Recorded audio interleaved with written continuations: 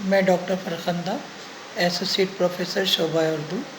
میرے طالب علموں، آج میں M A final 9 paper general survey کا ایک مضمون اردو صحافت میں مولانا آزاد کی صحافت نگاری پر اظہار خیال کروں گی. مولانا آزاد کا آپ نے نام سنا ہوگا کہ بہت بڑی فریڈم فائٹر، بہت بڑے مجاہد آزادی تھے، لیکن اس کے علاوہ جو ان کے اندر سب سے بڑی خصوصیت تھی وہ ایک صحافی تھے، اور صحافت کو وہ بہت زیادہ اہمیت دیتے تھے. اور اردو صحافت میں ان کا اہم مقام ہے. جس طرح غالب کو ان کی شاعری اور ان کے خطوط کے لیے جانا جاتا ہے، اسی طرح مولانا آزاد کو اردو صحافت کے لیے ہمیشہ یاد کیا جائے گا. مولانا آزاد پر جس پہلو سے بھی نظر ڈالی جائے تو وہ ایک ماہ کامل نظر آتے ہیں. قدرت نے انہیں بہت سی خصوصیات عطا کرنے میں بہت فراخی سے کام لیا. بہت کم عمری میں انہوں نے بہت ایسے کارنامے انجام دیے کہ ان کے قابلیت کا لوہا لوگوں کے دلوں پر بیٹھ گیا. انہوں نے اپنے قابلیت کا سکہ جما دیا. ادب، انشاء، صحافت، سیاست، خطابت، قیادت کے لحاظ سے بہت بلند تھے. ادب میں ان کا اہم مقام ہے. انہوں نے غبار خاطر جو خطوط کا مجموعہ ہے، جو انہوں نے احمد نگر کی جیل سے لکھا تھا، اس کا اردو ادب میں اور خطوط نگاری میں بہت اہمیت حاصل ہے اس کو. انشاء نگاری، انشاء ان کی زبان میں بہت انشاء پردازی کے اثرات نمایاں ہوتے ہیں. بہت خوبصورت لکھتے ہیں، بہت اچھا لکھتے ہیں، جو کہ دل پہ اثر کرتا ہے. صحافت، الہلال اور البلاغ نام کے جو اخبار نکالے انہوں نے، اس میں جنگ آزادی میں ایک بہت بڑا رول ادا کیا. اور اس کے اندر جب وہ کوئی مضمون لکھتے تھے تو وہ مضمون جو تھا وہ تہلکہ مچا دیتا تھا، اور انگریزوں کے دلوں پر بڑے سانپ لوٹتے تھے. انگریز جو تھے وہ ان سے بڑے خائف رہتے تھے، اور اسی لیے انہوں نے الہلال کو ضبط بھی کیا اور اس کی پریس کو ضبط کیا. کئی دفعہ ان کو ضمانت بھی ملی. تو سیاست میں آپ سب لوگ جانتے ہیں کہ مولانا ابوالکلام آزاد کی سیاست کیسی تھی. وہ کانگریس کے بہت بڑے رکن تھے.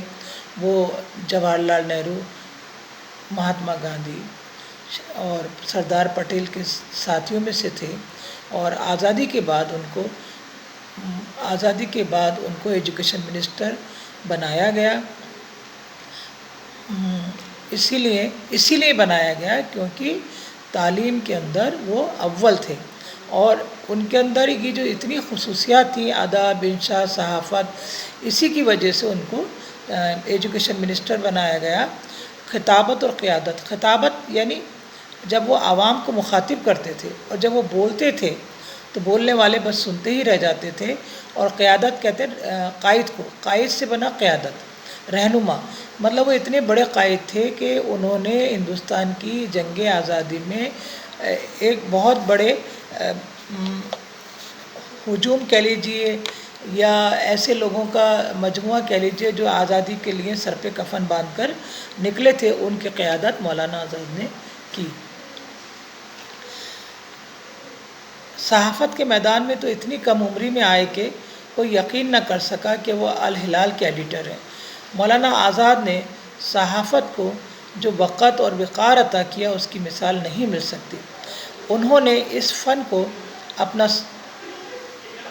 سب سے زیادہ پسندیدہ مشغلہ قرار دیا.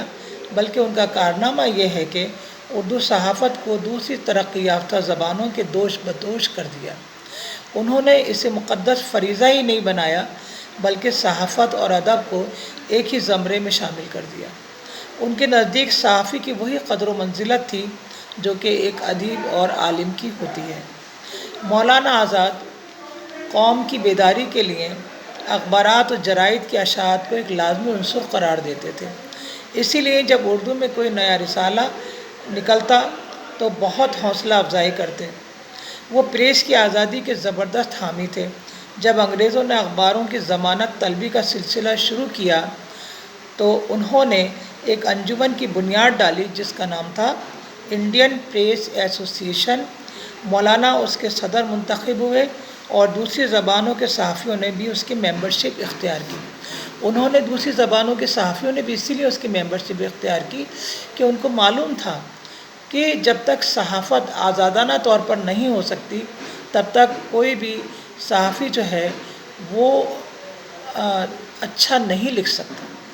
آزادی، پریس کی آزادی کی بہت بڑی اہمیت ہے، اور انگریز اس وقت پریس کی آزادی کو سلب کر لیتے تھے۔ انگریز نہیں چاہتے تھے کہ ان کے خلاف کچھ بھی لکھا ہو اور عوام جو ہے وہ بیدار ہو سکے اور ان کو یہاں سے نکال سکے۔ اسی لیے انہوں نے پریس کی آزادی کو ہمیشہ ناگوار سمجھا اور کئی اخباروں کو ضبط کر لیا۔